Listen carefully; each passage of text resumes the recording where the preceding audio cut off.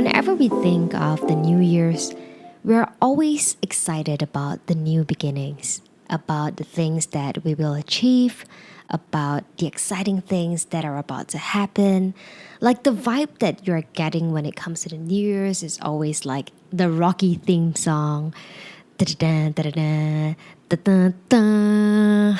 Like, you can imagine the scene of yourself warming up with the sunshine in the background, like go, like, being all motivated and inspirational. And I'm honestly really excited for all the amazing things that we are all going to experience in this upcoming year. That's why I'm already creating this series called Foundations for a Fresh Start because I'm so ready for the new year already. But one thing that I've learned in my personal growth journey, especially in this past year, is that the true manifestation of your dream life comes from acceptance and letting go. Like you can have all the tools and techniques there are to help you to manifest this dream life, to visualize it all. But if your headspace is not in the right place, you will never get to where you want because every time you get discouraged, you are going to get distracted and it's very hard for you to get to where you want to be. And the reality is, we all come with our baggages from the past. All the experience that we've had, whether it's the good or the bad, including the struggles that we are currently facing, these are all the things that we are going to carry with us as we enter the new year.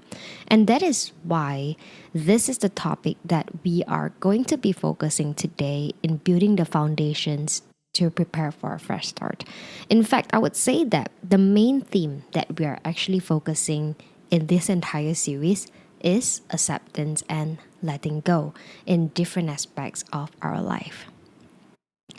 Now, in order for you to make space for your dream life, the first thing that you need to accept is that you will never have full control of what is going to happen to you.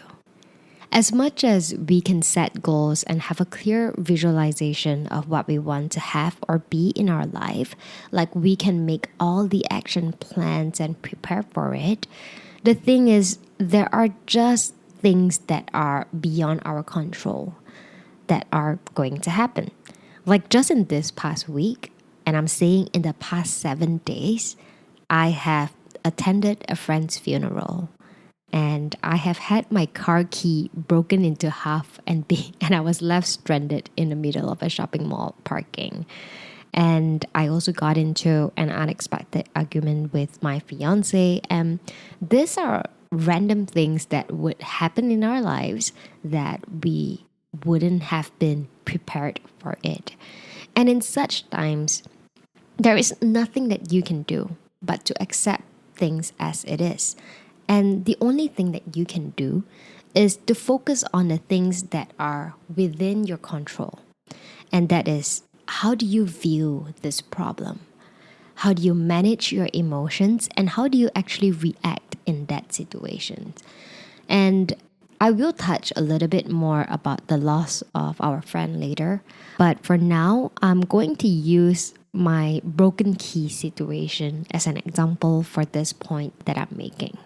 So what happened was I was walking in the shopping mall the other day and I dropped my key on the floor and I picked it up and I put it back to my pocket in my bag.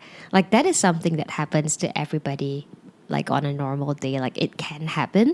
But what I did not expect is when I actually got to my car and I took my keys out of my bag, I noticed that my car key was actually broken into half. Like the length of it was just half. And I couldn't find the other half in my back pocket, like it's gone.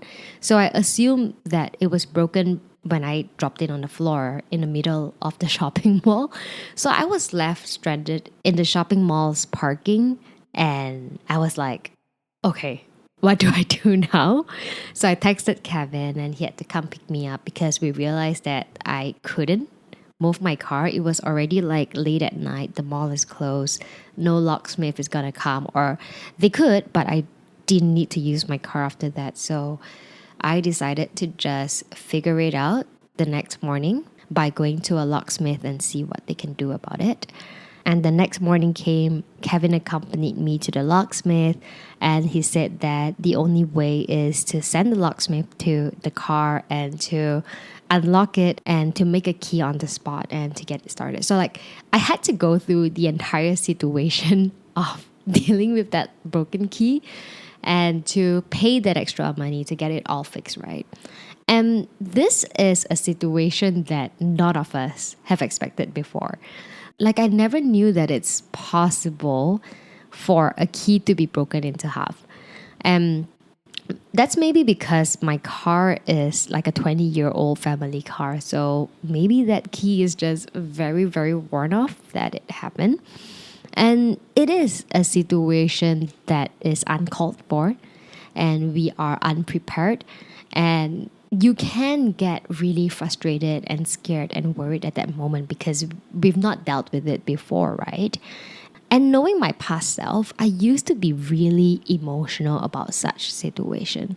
Like I knew that my past self would have been very frustrated, like, oh my God, why is this happening to me?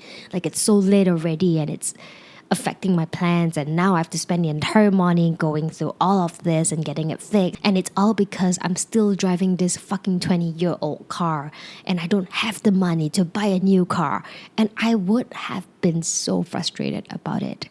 But what I am very amazed at this point is how I dealt with it this time around, because I did not go through that very negative emotions at all. Like instead of reacting to life, I learned to take control of what I can do. And I was really calm about this entire situation. Like I literally just looked at it very objectively without putting any meaning into these things that happened to me. And I just felt like, okay, it happened. It's funny that it happened. Like I didn't know it's possible. I'm just like a little bit what the fuck, and I just had to make new plans, and I just dealt with it with so much peace. And I was telling my friend about it because I'm so proud of how I dealt with it. And she said she felt the same thing. She said like, yeah, I was just about to tell you that maybe you were just not supposed to drive home that night because the universe is trying to protect you from something else. And I was like, yeah. So what I want to say in this situation, or the point that I'm trying to make, is that yes, we are all manifesting our dream life. And while you can have a clear visualization of what you want to be and have in life, you will never know how it's going to unfold for you. I am not saying that my broken key is going to take me one step closer to my goal, but I'm saying that in my journey of getting to having the life that I want, in my journey of having my dream life and becoming my dream self, I am going to deal with random things like having my keys broken into half in the middle of a shopping mall. And it's really about how you accept and react to all these things that gets in the way in your journey of getting to where you want to be. It's about how you accept that this is now a part of your life, and how are you going to let that be an incident that continues to help you to pave your way towards your dream. It's really about embracing the flow, whether it's the good or the bad, in getting towards where you want to be.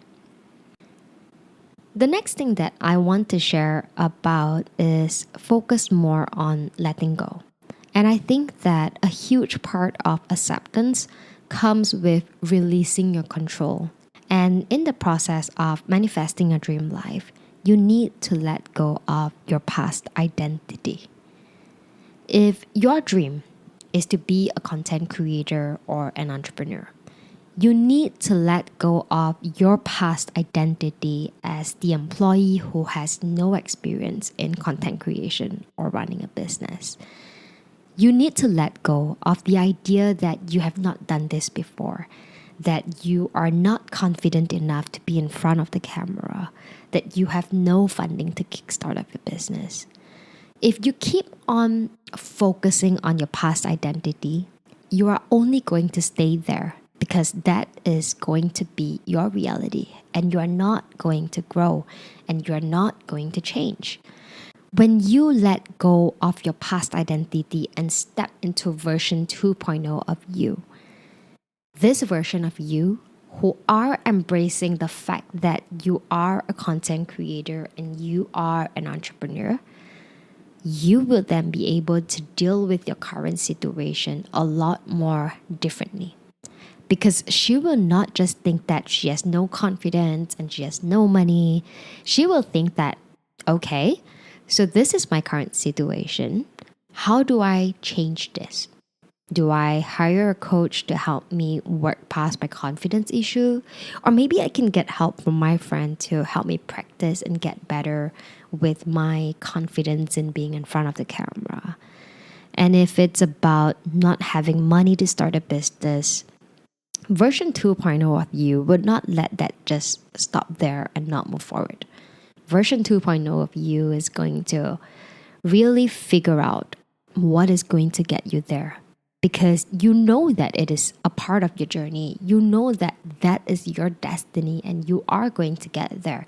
So you don't let your past define what you're going to do. You let your destiny define what your action steps are going to be.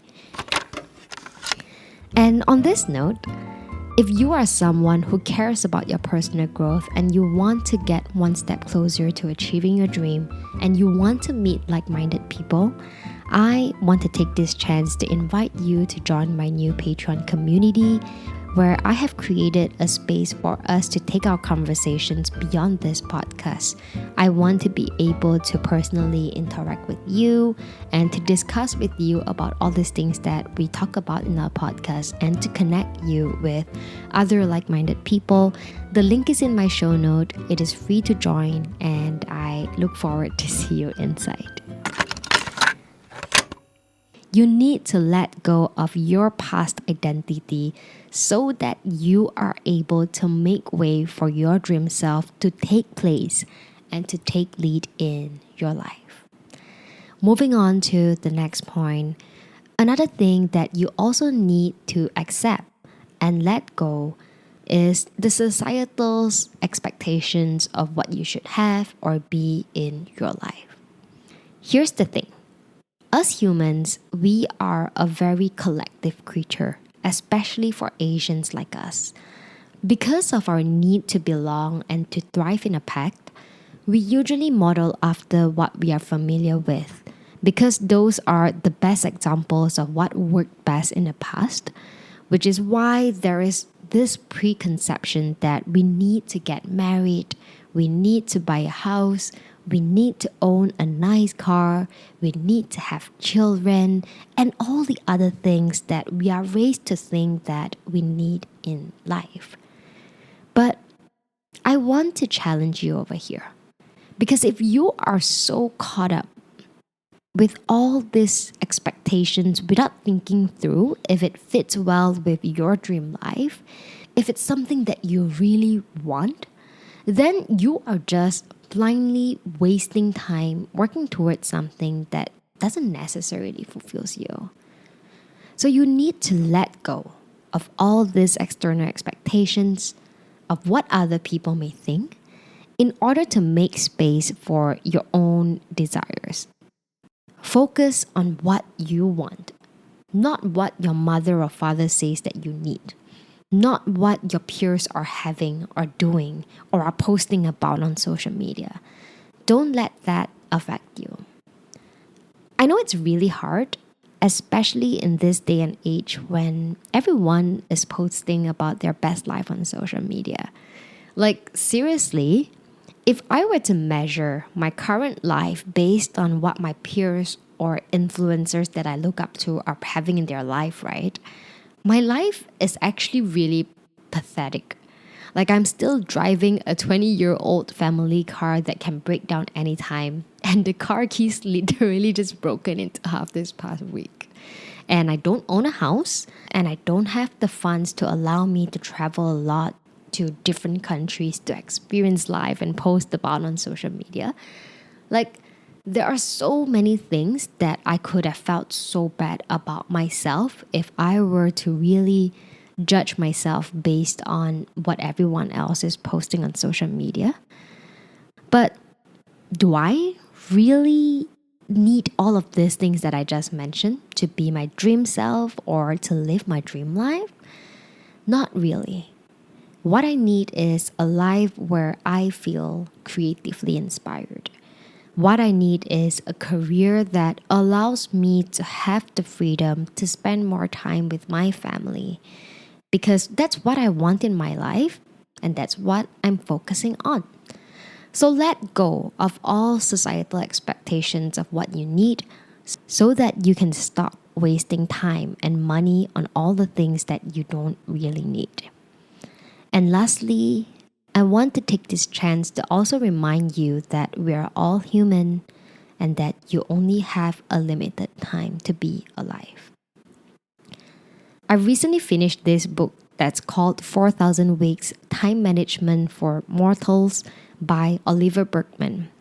And the idea of this 4,000 weeks is that assuming if we have an average lifespan of 77 years old, we only have 4,000 weeks in our life.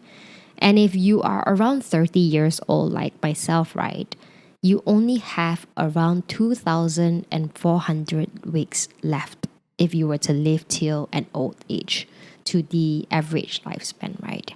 Or in the event that you don't, you really don't know how much time you have left. Just last weekend, as I was chilling in this room, scrolling on my phone, Kevin received the news that one of his university mates has passed to cancer.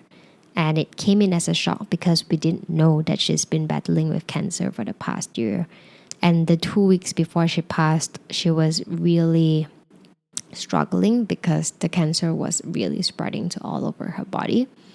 And she chose not to tell most of our friends about her condition. Like only 2 to 3 close friends knew about it. So it really broke us to suddenly receive the news like that. I've only met her about 2 to 3 times before. We have hung out before. She's a really nice person. And Kevin has had a very great relationship with her all through university, and they actually traveled together before, so he was really, really broken. And when I went to the funeral wake, all the other friends were really broken too.